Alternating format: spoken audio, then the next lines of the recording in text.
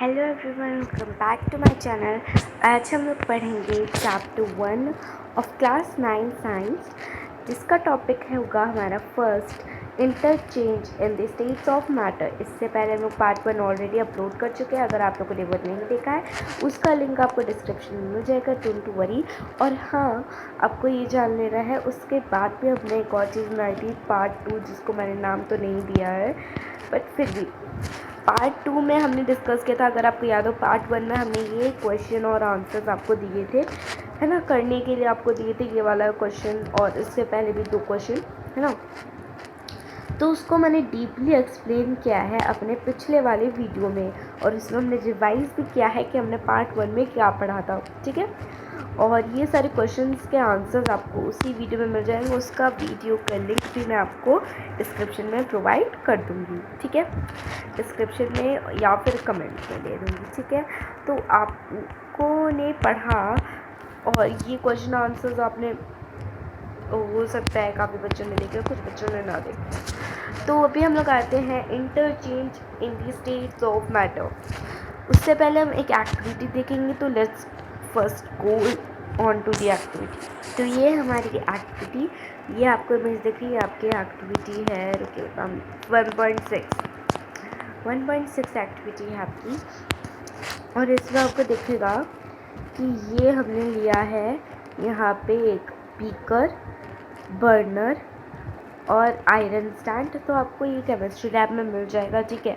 ये आप बहुत आसानी से, बहुत ही सिंपली आप ये अपने घर पे कर सकते हो, ठीक है।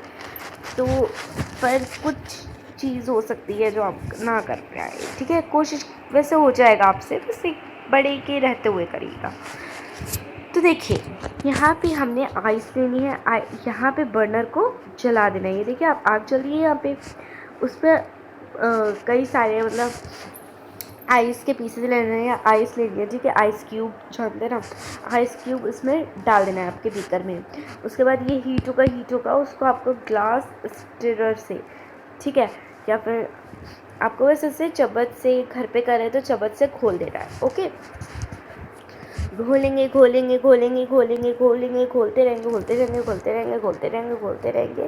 ओके। एट द टाइम आपने देखा होगा, वो ये जो आइस है आपकी, वो क्या होगी, पिघलनी शुरू होने लगेगी। और उसका टेम्परेचर आप थर्मामीटर से नापना है आपको, ठीक है।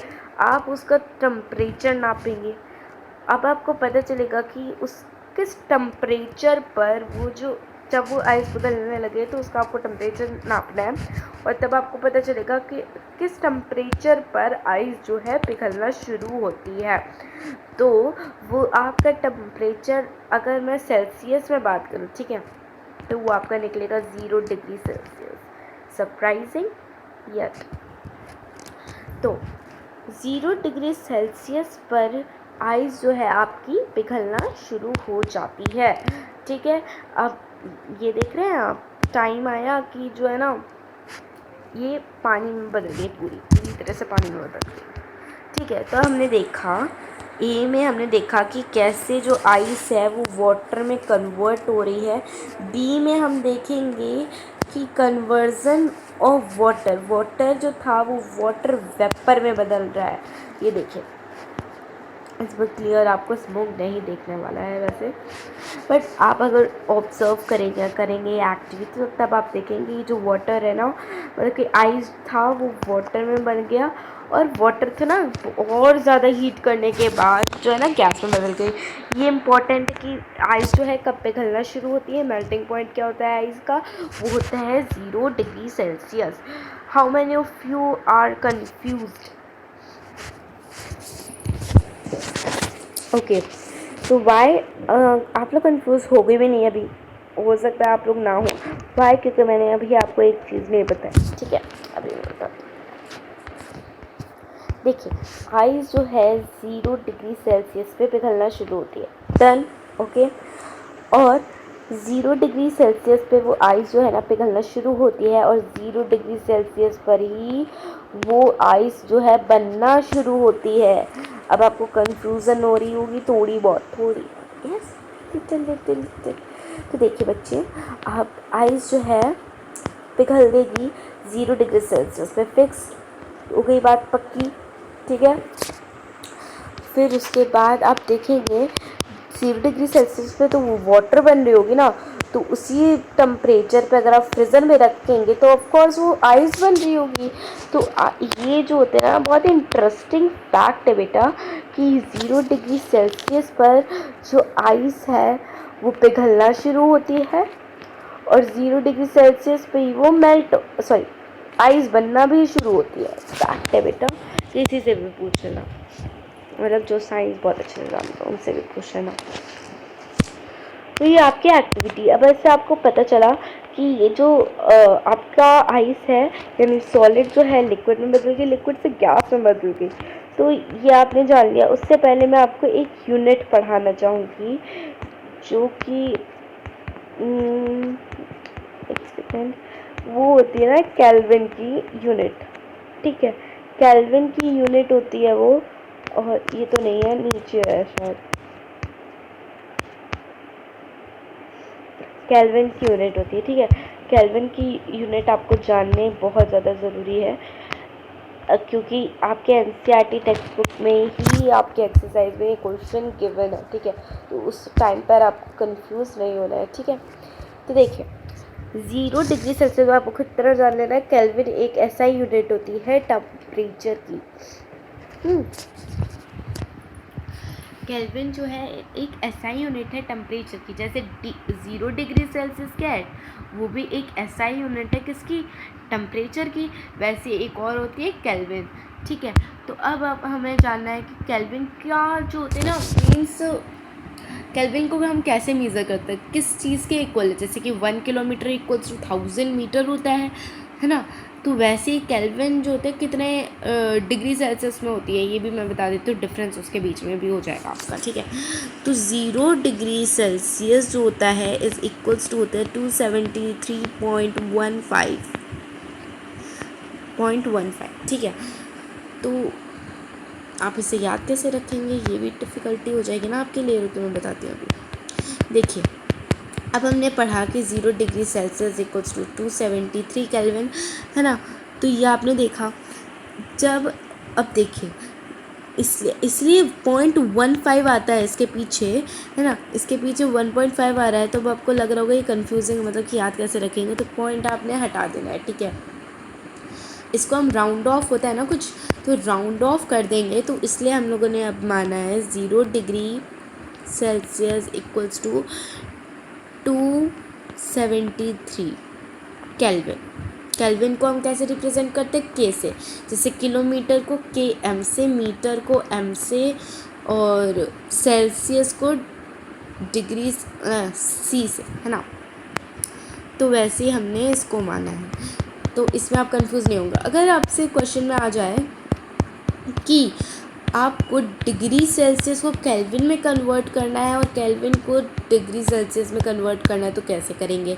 जैसे कि आपके क्वेश्चन आता है कि किलोमीटर को मीटर में कन्वर्ट करो, मीटर को किलोमीटर में कन्वर्ट करो, तब क्या करेंगे आप, है ना। तो सिंपल है ये भी, क्योंकि इसमें प्लस माइनस ही करना होता है। तो ये आपको आ जाना है, बहुत इजीली आ जाना है, आपके दिमाग में भी बैठ जाएगा ये बिल्कुल अच्छे से। तो देखिए, अगर आपसे बोला है कि डिग्री सेल्सियस को केल्विन में बनाना है, तो आपको क्या करना है, केल्विन। अच्छा ये बताइए मुझे, केल्विन छोटी यूनिट है या डिग्री सेल्सियस है,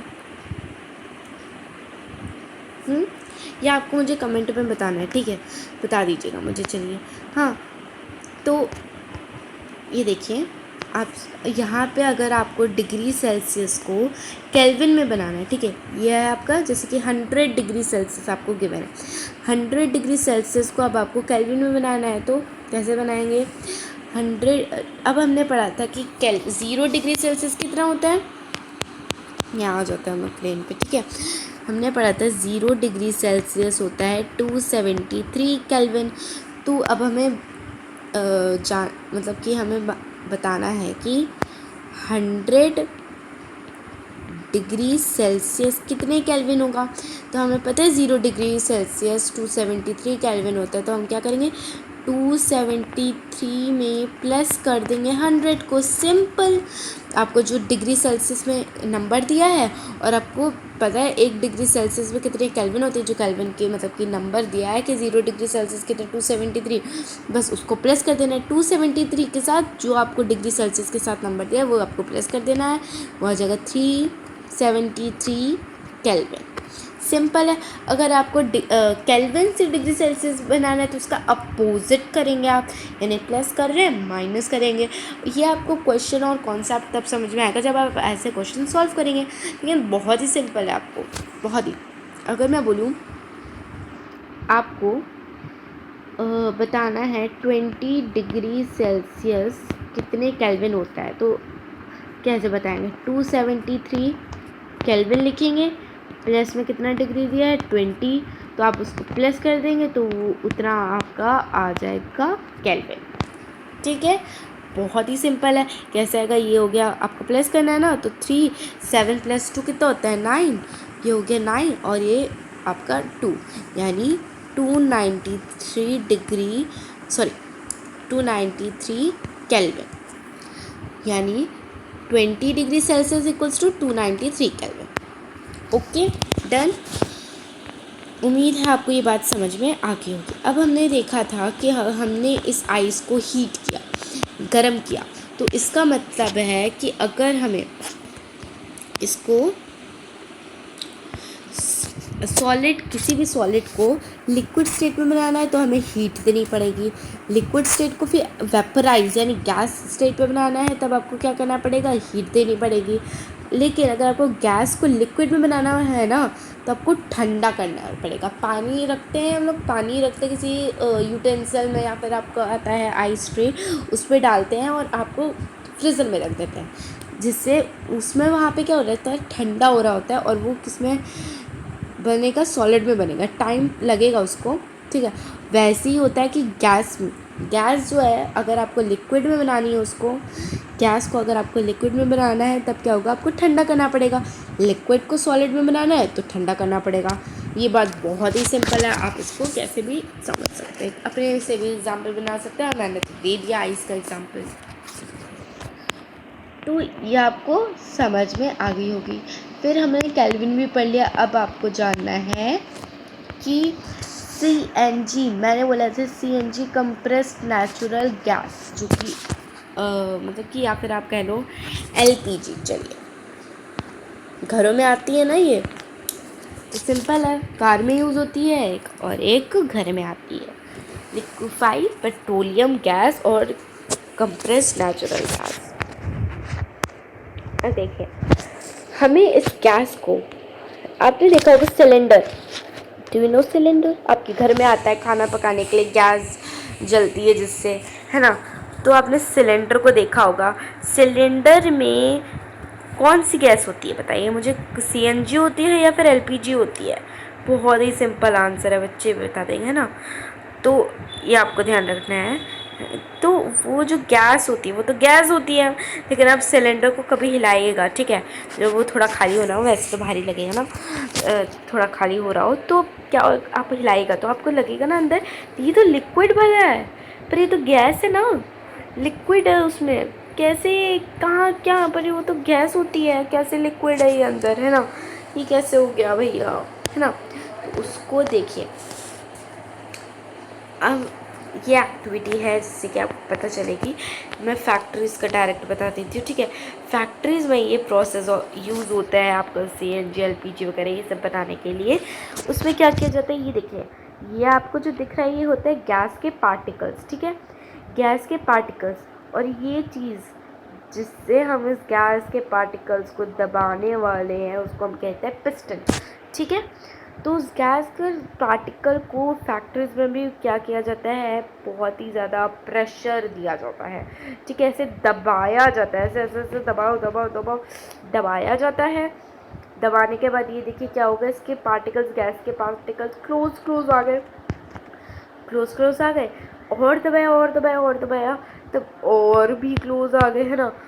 तब फिर थोड़ा सा आप ऊपर उठाएंगे उस पिस्टन को जिससे आप दबा रहे थे, हल्का सा आपको एक बार ऊपर दबाना है।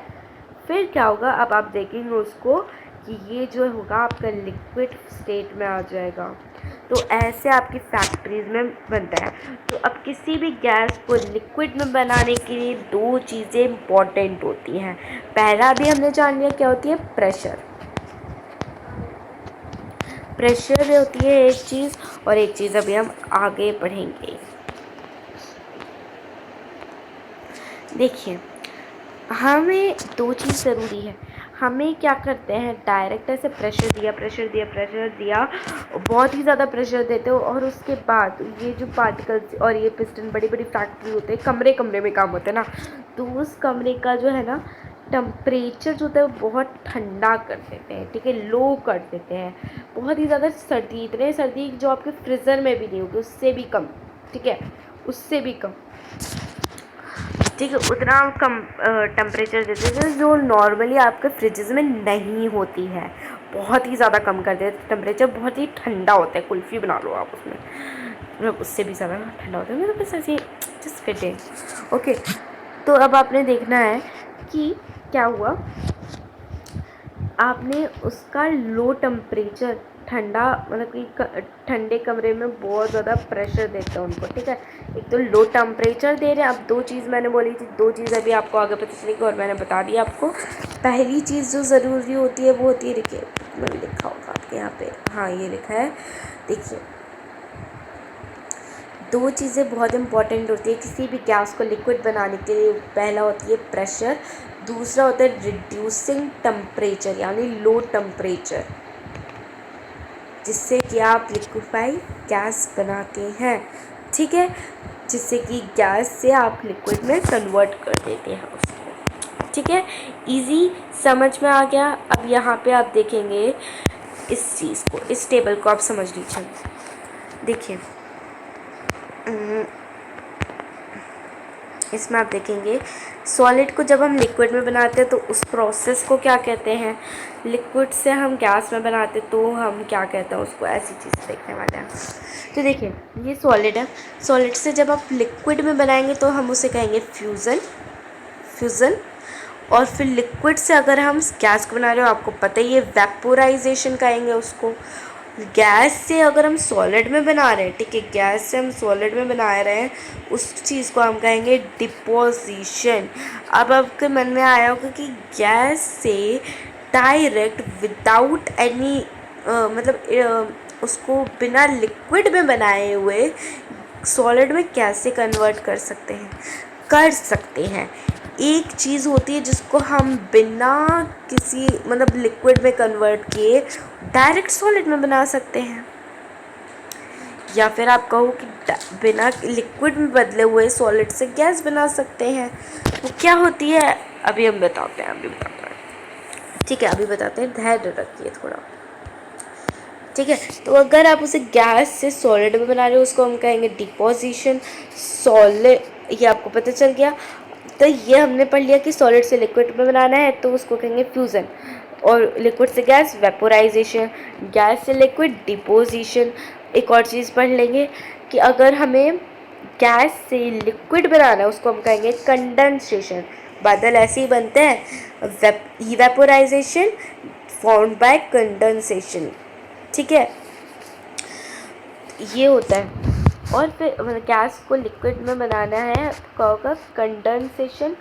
और लिक्विड से अगर हम लिक्विड से सॉलिड में बनाएंगे तो इजी है, नाम रखना, सॉलिड है तो सॉलिडिफिकेशन कहेंगे। और सॉलिड से हम गैस में बनाएंगे तो उसको कहेंगे सब्लिमेशन कहते हैं उसको। और इसका एग्जांपल मैं बोल रही थी, सॉलिड को डायरेक्ट गैस में बना लेते हैं, वो कैसे, मतलब कि होता है, एक प्रोसेस होता है जिसको हम कहते हैं सब्लिमेशन। और ये इसका एग्जांपल होगा ड्राई आइस,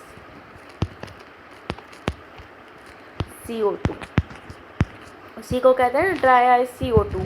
तो उसको हम सॉलिड से डायरेक्ट गैस में बना सकते हैं। देखिए आपकी इधर बुक में भी लिखा होगा, अब देख लीजिएगा, जब आप उसको रिवाइज कर रहे होंगे ना तब आपको मिल जाएगा कि लिखा है इसमें, हाँ CO2 होता है। तो सब्लिमेशन क्या है, डेफिनेशन देख लें। सब्लिमेशन होता है the changing of solid directly, ठीक है, डायरेक्टली इनटू वेपर, यानी सॉलिड को गैस में डायरेक्टली बना देना, किससे, हीटिंग से और वेपर से, ठीक है, हीट करेंगे ना जब उसे, तब इनटू सॉलिड ऑन कूलिंग, और जब ठंडा करेंगे उसे तब क्या होगा, वो सॉलिड बन जाएगा, ठीक है। अगर आप उसे हीट कर रहे हैं सॉलिड से क्या हो जाएगा, वेपर बन जाएगा, गैस बन जाएगा। सॉलिड को अगर आप कूल करेंगे तब वो क्या होगा, गैस में बन जाएगा। इसका एग्जाम्पल मैंने एक दिया था जो कि आपके उसमें है एनसीईआरटी में। उसके अलावा एग्जाम्पल होंगे आपके अमोनियम क्लोराइड और कैम्फर और आयोडीन, ठीक है, ये हो गए इसके एग्जाम्पल्स।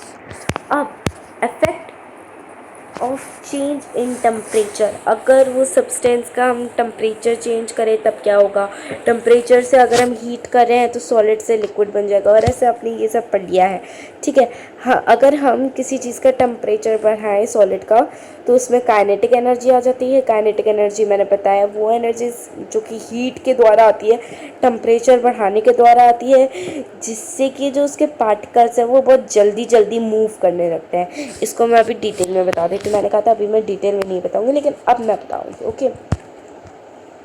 देखिए, सपोज़ कीजिए सॉलिड है, या फिर आप ये देखिए, ये हो गया आपका सॉलिड,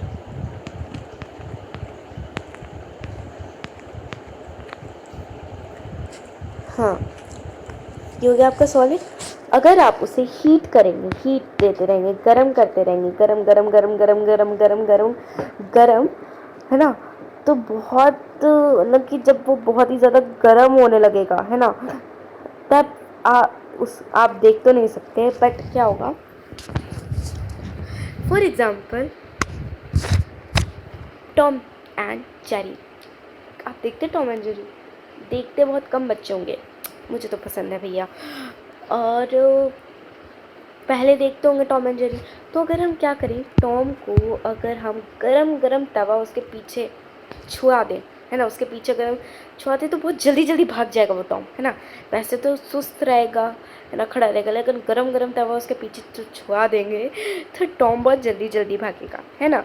तो वैसे ही पार्टिकल के साथ होता है, अगर हम उसे बहुत बहुत ज़्यादा हीट देते रहे तो उसके पार्टिकल्स जो है, एक चीज़ याद रखिएगा बच्चे, हमेशा किसी भी चीज़ के पार्टिकल्स मूव करते रहते हैं, बहुत बहुत धीरे धीरे, आपको पता भी नहीं चलता, ठीक है, देख ही नहीं सकते तो पता कैसे चलेगा, ऑफ कोर्स, है ना। तो वो हमेशा मूव करते रहता है, लेकिन जब बहुत ही हल्का, बहुत ही ज़्यादा हल्का मूव करते हैं, ठीक है, एयर की बात अलग है, मैं सब अभी सॉलिड की बात कर रही हूँ, ठीक है। तो उसकी जो पार्टिकल हैं वो मूव करते रहते हैं, लेकिन जब आप उसे काइनेटिक एनर्जी देंगे यानी गर्मी देंगे, तब उसके अंदर एक एनर्जी आएगा जिससे कि वो बहुत जल्दी जल्दी मूव करने लगेंगे टॉम की तरह, है ना। गरम देंगे, तवा छुआया, भाग गया टॉम बहुत जल्दी, है ना। तो वही होता है पार्टिकल के साथ, तो पार्टिकल जो है उसके बहुत जल्दी जल्दी मूव करने लगेंगे, है ना। तो ये होती है चीज़, बाय द हीटिंग, बाय, और you can say on the increasing the temperature solids get kinetic energy from which the particles of solids move faster, okay, and uh, therefore force of attraction decreases and the solids melt। ये आप answer में लिख सकते हैं कि अगर अब solid से लिक्विड में बन रहा है, क्यों, मतलब कैसे कन्वर्ट हो रहा है ना। तो ये होता है उसका रीज़न, ठीक है, उसका रीज़न अब आपको पता चल गया कि कैसे होता है। काइनेटिक एनर्जी आ जाती है, मैंने पूरा भी सुना दिया आपको, ठीक है, इंग्लिश में, जिससे कि आप उसके आंसर में लिख सकें, ठीक है, बढ़िया बढ़िया आंसर, इसलिए मैंने आपको बता दिया। तब आपने सुना है ना, तो अगर आप टेम्परेचर ऑफ सॉलिड इंक्रीज़ करें तो काइनेटिक एनर्जी बढ़ेगी, काइनेटिक एनर्जी बढ़ेगी तो पार्टिकल्स बहुत जल्दी जल्दी मूव करेंगे। आइस को अगर अभी हमने एक्टिविटी की, बहुत जल्दी जल्दी गर्म कर रहे हैं, तब वो हल्की हल्की आपको हिलती हुई भी दिखेगी, मतलब कि आइस तो जगह पे रहेगी बट कभी होता है ना फिसलती है, वो सब छोड़िए, अभी आप उसके पार्टिकल्स हिलने लगेंगे, ओके, और वो पिघल जाएगी। तो इसी वजह से होता है फोर्स ऑफ अट्रैक्शन, जिससे कि पार्टिकल्स उसके बहुत पास पास रहते हैं, और अगर उसे हम गर्मी दे रहे हैं तो गर्मी दे रहे, काइनेटिक एनर्जी आ गई, पार्टिकल्स बहुत तेज़ तेज़ मूव करने लगे और वो जो सॉलिड था वो पिघलने लगा, है ना। तो फोर्स ऑफ अट्रैक्शन उसका कम हो गया। और इससे जो सॉलिड था वो लिक्विड में बदल गया। तो ये होता है प्रोसेस, और ये बहुत ज़्यादा ही इम्पोर्टेंट है बच्चों, इसको एकदम अच्छे से समझ लीजिए। तो हमें भी बताया था मैंने मेल्टिंग पॉइंट क्या होता है। मेल्टिंग पॉइंट वो होता है जब एट विच टेम्परेचर जब सॉलिड जो होता है मेल्ट होना शुरू हो जाता है लिक्विड में अपने एटमॉस्फेरिक प्रेशर होता है आपके आसपास का प्रेशर, शायद 1 होता है, 1 atm होता है, ठीक है। अगर उससे ज़्यादा हो गया ना, तब उससे ज़्यादा ना यूनिवर्स में होता है, ठीक है। आपके मन में क्वेश्चन आ रहा होगा, एक प्रेशर होता है जो कि एटमॉस्फेयर के द्वारा लगता है, ठीक है। जो आपके नॉर्मल जहाँ पे आप है ना वहाँ पे 1 atm है, ठीक है। 1 एटमॉस्फेरिक प्रेशर है, ठीक है। बस तो उसके एटमॉस्फेरिक प्रेशर में जैसे रूम टेम्परेचर बात हुई थी, है ना, रूम का जो टेम्परेचर है ना, नॉर्मल टेम्परेचर रूम टेम्परेचर कहलाता है ना, तो वैसे एटमॉस्फेरिक प्रेशर है, नॉर्मल एटमॉस्फेरिक प्रेशर होता है 1 atm। और अब देखिए, अगर आपके मन में आया होगा कि अगर एटमॉस्फेरिक प्रेशर ज़्यादा हुआ तो क्या होगा। यूनिवर्स में एटमॉस्फेरिक प्रेशर सबसे ज़्यादा होता है, ठीक है। तो वहाँ पे अगर आप बिना हेलमेट नहीं होता एक सूट पहने जाएं, तब क्या होगा, अगर आपने बिना हेलमेट लगाया अगर आप ऊपर चले गए तो आपका सर फट जाएगा, ठीक है। बूम, ब्लास्ट हो जाएगा, ठीक है। सर आपका फट जाएगा क्योंकि वहाँ पे जो एटमॉस्फेरिक प्रेशर होता है बहुत ही ज़्यादा होता है। तो मेल्टिंग पॉइंट वो होता है जब सॉलिड लिक्विड में बदलना, मतलब सॉलिड जो है ना मेल्ट होना शुरू हो जाता है लिक्विड में, तो हम कहते हैं melting point. Melting point of ice होता है 273.16 केल्विन। मैंने बताया था 273 केल्विन कितना होता है, 0 डिग्री सेल्सियस, मतलब एक्चुअली 273.15 है ना, 0 डिग्री सेल्सियस होता है। तो आइस मेल्ट कब होगा, ये इस टेम्परेचर पर 0 डिग्री सेल्सियस पे होगा। पॉइंट, मतलब इसमें पॉइंट मत लगाइएगा, बिल्कुल भी गलत हो जाएगा, रॉन्ग बोलेंगे टीचर। आप ऐसे लिख सकते हैं 273.16 केल्विन पे मेल्ट होना शुरू हो जाता है। तो हमने अभी फ्यूज़न क्या होता है पता है, अभी हमने पढ़ा कि मेल्ट होना शुरू हो जाता है सॉलिड स्टेट लिक्विड में, उसको हम कहते हैं फ्यूज़न, है ना। अभी हमने काफ़ी सारी चीज़ें इसके बारे में पढ़ ली। अब प्रेशर अगर ज़्यादा है या कम है तब क्या होगा ये हम बता देते हैं।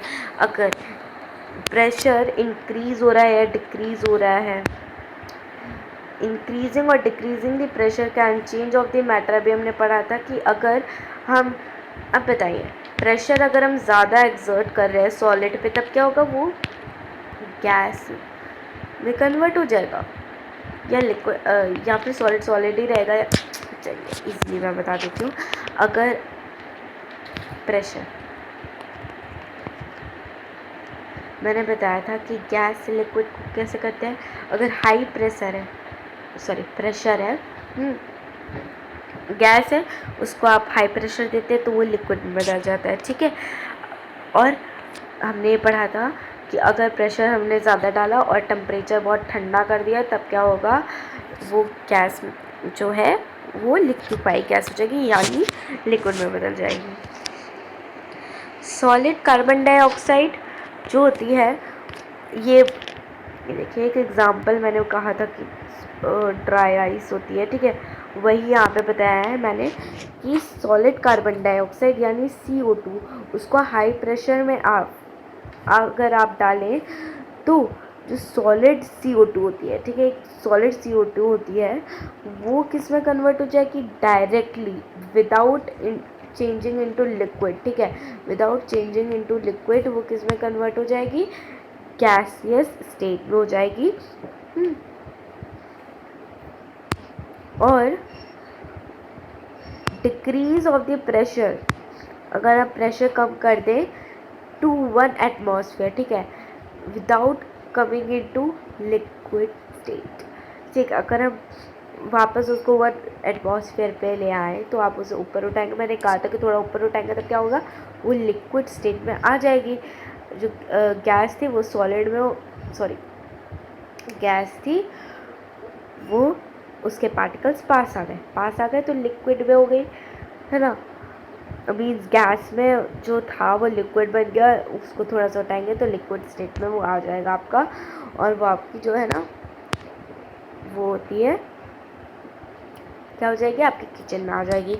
अभी हम वैसे ड्राई आइस की बात कर रहे थे, तो यही रीज़न है, आप प्रेशर बाय डिक्रीजिंग या इंक्रीजिंग ऑफ द प्रेशर, है ना, कार्बन डाइऑक्साइड जो है इसीलिए ही ड्राई आइस कहती है, क्योंकि उसका जो वो क्या होती है डायरेक्टली कन्वर्ट हो सकती है गैसियस स्टेट में बाय डिक्रीजिंग, उस वो सॉलिड है ना ड्राई आइस, है ना, तब उसे हम, है ना, हम उसे क्या कर सकते हैं, सॉलिड स्टेट में बना सकते हैं, गैस में लिक्विड में, तीनों में बना सकते हैं। तो हमें एक्टिविटी है, अगर हम बीकर में पानी गर्म करते हैं तो पानी, या फिर हमने अभी एक एक्टिविटी देखी थी आइस को हम गर्म कर रहे थे, उसके अंदर एक हीट आ गई थी, हीट आना शुरू हो गई थी ना उसमें, मेल्ट भले ही वो 0 डिग्री सेल्सियस पे हुई है लेकिन हीट आना उसमें शुरू हो गई थी। तो हीट जो है, हीट क्या हुई थी, वो हीट कहाँ चली गई थी, हमें पता क्यों नहीं चल रही थी, वो हीट छुप गई थी। किसमें छुप गई थी, उसके पार्टिकल्स के बीच में छुप गई थी। और मैं बता दूं कि लेटेंट हीट, उसी को हम कहते हैं लेटेंट हीट। तो हिडन हीट, लेटेंट का मतलब ही होता है हिडन, ठीक है, लेटेंट वर्ड का मतलब ही होता है हिडन, ये याद रखिए, तो आपको और इजीली पता चल जाएगा कि तो जो हिडन हीट जो कि फोर्स ऑफ अट्रैक्शन तोड़ देती है between the molecules during the change of state, जब आइस पानी में मतलब मेल्ट हो रही थी, है ना, मेल्टिंग पॉइंट तक रीच हो रही थी, तो उसमें एक हीट बार बार लग रही थी, वो छुप जा रही थी आइस के पार्टिकल्स में, है ना, तो वो थी उसकी लेटेंट हीट, हिडन हीट थी। और एक टाइम आते आते 0 डिग्री आते आते जो उसका आपको क्या दिखने लगा कि वो जो सॉलिड है वो लिक्विड में बदल गया। तो लेटेंट हीट आपको समझ में आ गया, छुपी हुई हीट। यहाँ पे है आपका फ्यूज़न और वेपोराइजेशन में अंतर। तो देखिए, हीट एनर्जी जितनी हीट एनर्जी लग रही है 1 kg, और ये देखिए यह लेटेंट हीट फ्यूज़न और यह लेटेंट हीट और वेपोराइजेशन, ठीक है। तो जितनी हीट एनर्जी लग रही है 1 kg ऑफ सॉलिड को लिक्विड में बदलने के लिए, उसको कहेंगे fusion. Vaporisation, latent heat of vaporisation, जितनी हीट एनर्जी लग रही है 1 kg ऑफ लिक्विड को गैस में कन्वर्ट करने के लिए एटमॉस्फेरिक प्रेशर पे, उसके बॉइलिंग पॉइंट कितना होता है बच्चे बताइए, 100 डिग्री सेल्सियस होता है, ठीक है, वाटर का, ठीक है। जितनी हीट एनर्जी लग रही है 1 kg ऑफ लिक्विड को, ठीक है, 1 kg ऑफ लिक्विड को गैस में बदलने के लिए, है ना, उसके एटमॉस्फेरिक प्रेशर पे एट इट्स, मतलब कि बिलो इट्स बॉइलिंग पॉइंट भी कह सकते हैं, और एट मतलब कि बॉइलिंग पॉइंट से मतलब कि अगर 101 हो गया तब आपका नहीं माना जाएगा लेटेंट हीट ऑफ वेपोराइजेशन, तब माना जाएगा जब वो बॉइलिंग पॉइंट पे हो या फिर बॉइलिंग पॉइंट से नीचे हो। तो इसके बीच में आपको डिफरेंस समझ में आ गया, फ्यूजन में सॉलिड से लिक्विड कन्वर्ट हो रहा है 1 kg, वेपोराइजेशन में amount of 1 kg of liquid से गैस कन्वर्ट हो रहा है। सॉरी, इसीलिए हम कह सकते हैं कि जो प्रेशर है और टेम्परेचर है वही डिटरमाइन करता है कि स्टेट ऑफ अ सब्सटेंस कैसा होगा, क्या वो सॉलिड होगा, लिक्विड होगा या गैस होगा। ये हमें पता चलता है उसके टेम्परेचर से, और मतलब जितना उसको प्रेशर दे रहे हैं, टेम्परेचर दे रहे हैं, तो उसी पे डिपेंड करता है हमारा जो सॉलिड का या मतलब सब्सटेंस का स्टेट कैसा होगा। तो ये आ गए आपके क्वेश्चंस, ओके, ये आपके क्वेश्चंस आ गए। ये क्वेश्चंस आपको करने हैं कि व्हाट इज़ वेपर, मैंने आपको बता दिया है। ये सारी चीज़ें आपको बिल्कुल ध्यान में रखनी है और इसके क्वेश्चन का आंसर्स आपको खुद ही देने हैं, ओके। सो अगले वीडियो में हम बात करेंगे इवेपोरेशन और बॉइलिंग के बारे में, ठीक है। या अभी बता दूं मैं आपको, चलिए मैं अभी पूरा चैप्टर ही कंप्लीट करवा देती हूँ। इवेपोरेशन ऑफ बॉइलिंग, जब पार्टिकल्स ऑफ मैटर और ऑलवेज मूविंग है ना, ये मैंने अभी बताया था कि जो पार्टिकल्स होते हैं मैटर के वो हमेशा मूव करते रहते हैं, भले ही आपको पता ना चले, लेकिन हमेशा टेबल आपकी स्टेबल रखी है ना, टेबल आपकी सीधी वैसी ही रखी है, लेकिन उसके जो अंदर पार्टिकल्स है वो मूव कर रहे होंगे, ओके,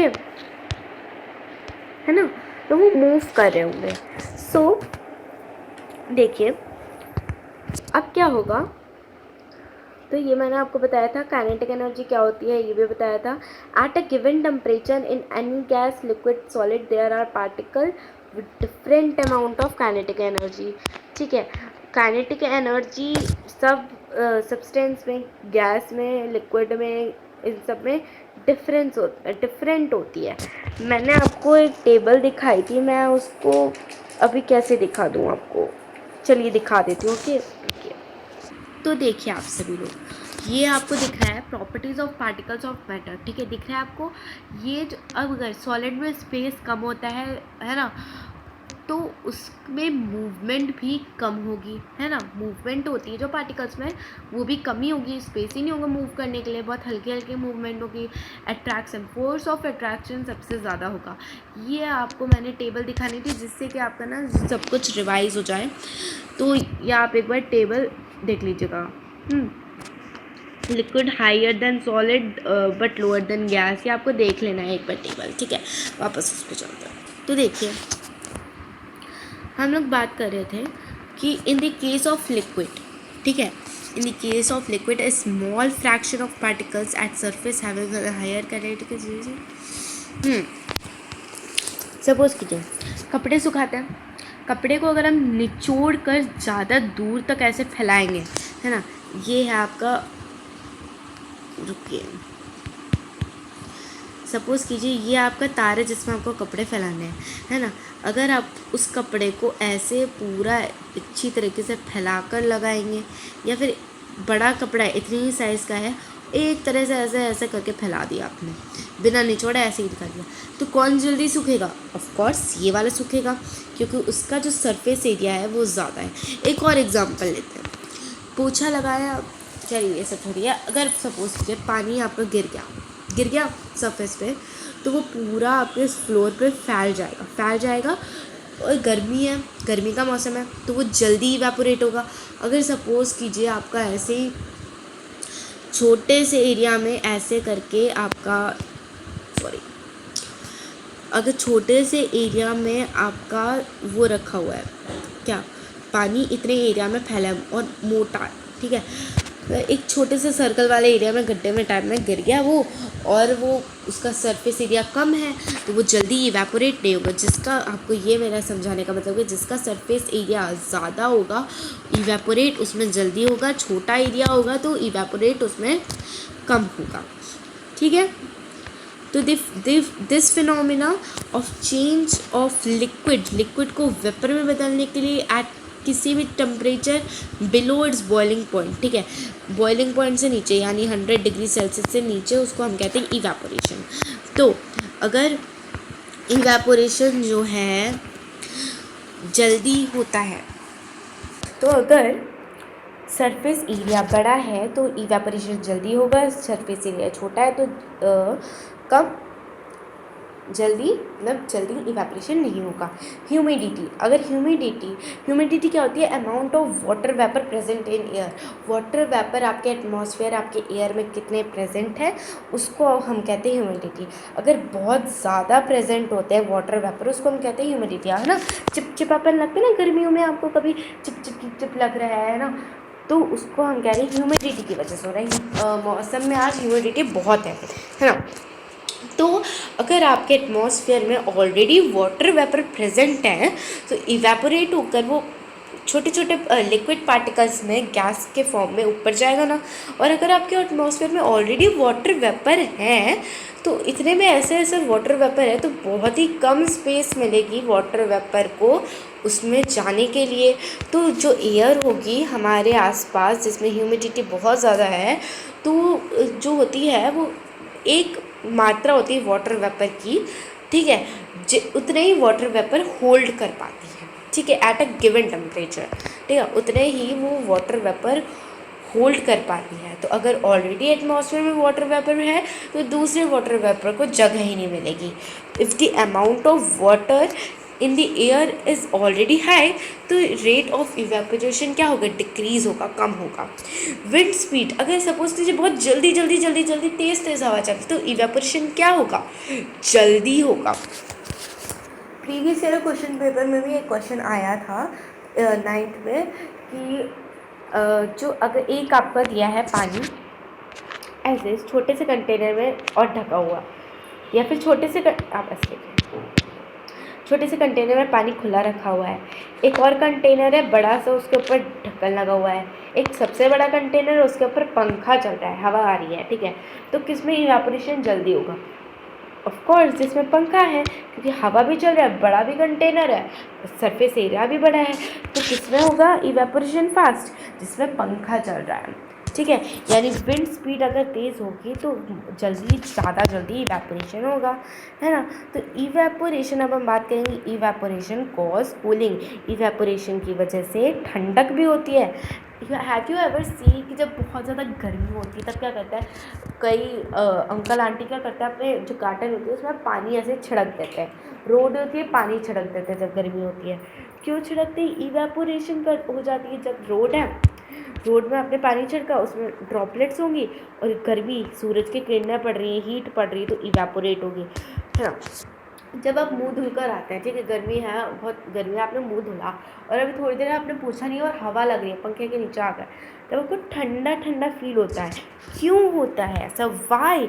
अगेन हमने क्वेश्चन मार्क लगाया, है ना। तो देखिए, पार्टिकल्स ऑफ लिक्विड, जो पार्टिकल्स ऑफ लिक्विड होती हैं वो एनर्जी एब्जॉर्व करती हैं अपने आसपास के सराउंडिंग से to regain the energy during the evaporation के टाइम लिक्विड जो है ना गैस में बदल रहा होता है, उस लिक्विड को गैस में बदलने के लिए बहुत मतलब एनर्जी चाहिए होती है। किससे? अपने एटमॉस्फेयर से बहुत एनर्जी चाहिए होती है।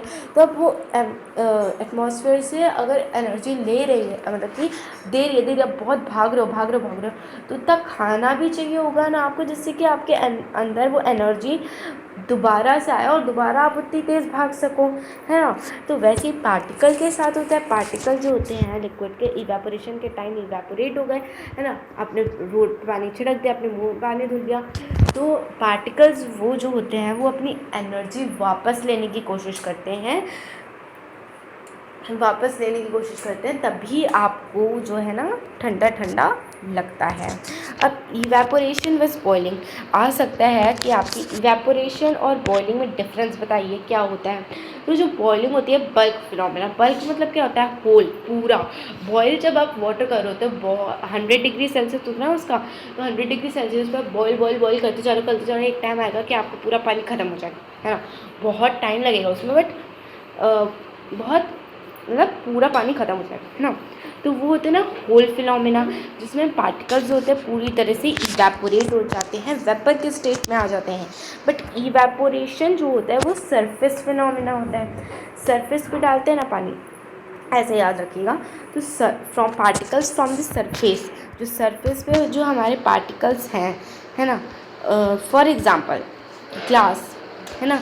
सपोज़ करिए आपने अपने घर में ऐसे, आपको क्या करना है, ग्लास लेना है और उसमें पानी भर कर रख लेना।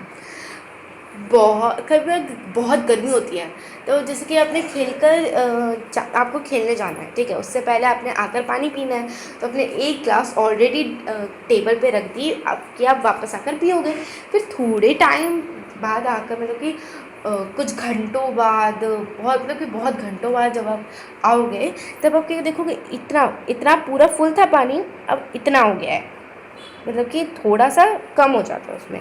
ऐसा क्यों? बिल्ली आकर पी गई? नहीं, ऐसा कुछ नहीं होता है, बल्कि वो जो होता है इवेपोरेट हो जाता है।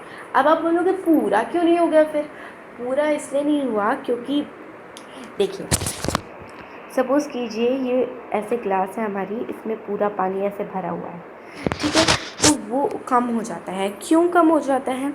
क्योंकि जो ऊपर वाला ही पहले कम क्यों होगा? सब अच्छा, मैं पूछूँ, इसमें बहुत सारे पार्टिकल्स हैं, ऐसे रुकिए, खूब सारा समय बता देती हूँ उसमें कि आपको जिससे कि कैसे पता चले।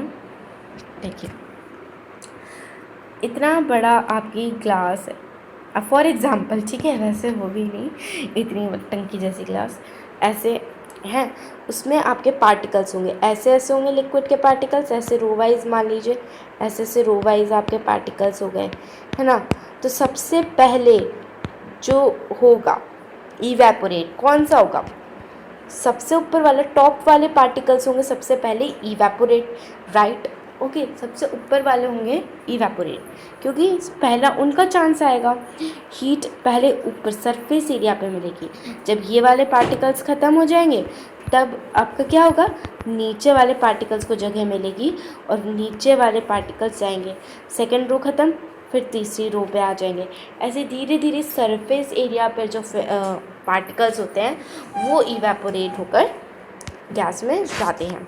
तो ये आप पढ़ लीजिए एक बार कि the particles from the surface gain enough energy to overcome the force of attraction present in the liquid and changes into vapour state. फिर हम आ जाते हैं अपने क्वेश्चंस पे। ये 3 क्वेश्चन है, ठीक है, ये 3 क्वेश्चन है जो कि आपको सोचने हैं, मतलब कि जैसा आप चाहें वो कर सकते हैं, या तो आप एक बार इसके बारे में सोचिए, कमेंट कीजिए, जो भी आपका मर्जी हो। तो देखिए, क्वेश्चन नंबर 1 है which is the slow process evaporation और बॉइलिंग। अब आपको ये बताना है। सेकंड क्वेश्चन है, आप इसको पढ़ लीजिए, ठीक है।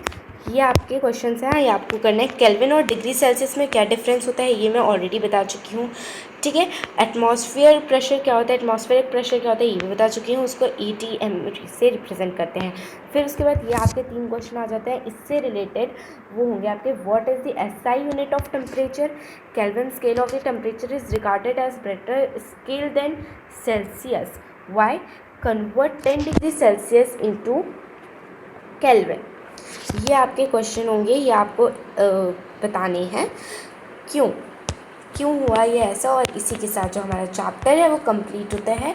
मिलते हैं अगले वीडियो में इसकी समरी के साथ। Thank you.